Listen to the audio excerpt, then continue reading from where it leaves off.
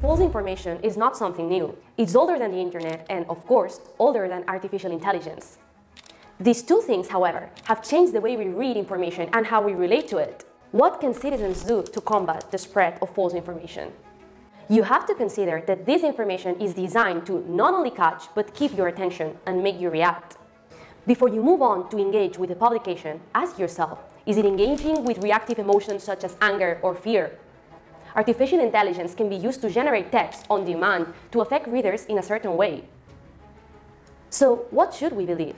Are we supposed to doubt everything we read and see online? Absolutely not. There is a balance between blind trust and cynical distrust. That's why discerning if a source is credible will be key to figure out if the content is trustworthy. We call this critical trust. Instead of trying to fact-check every bit of information or dubious picture we come across, we focus on who is sharing it and with what intentions. What's the image or text intended for? If the picture we suspect might be AI generated is there just for aesthetic purposes, then maybe you don't have to look too much into it. However, if the image is depicting a current event or showing an influential public figure doing something almost unbelievable, then it's time to check the source. The reliability of the source serves as a guideline to determine whether certain information is fake or not. What should we look for in a source?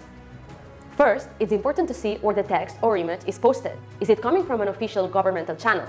Is the publisher a reputable scientific institution? When the information comes from a news organization, there are several quality standards we can look for. For example, do they have a correction and clarification policy? If not, then it's probably not a reliable source. If after all this you still have doubts, you can always check with your local fact-checking organization. AI-generated content is easier to spot when you engage critically with information you find online.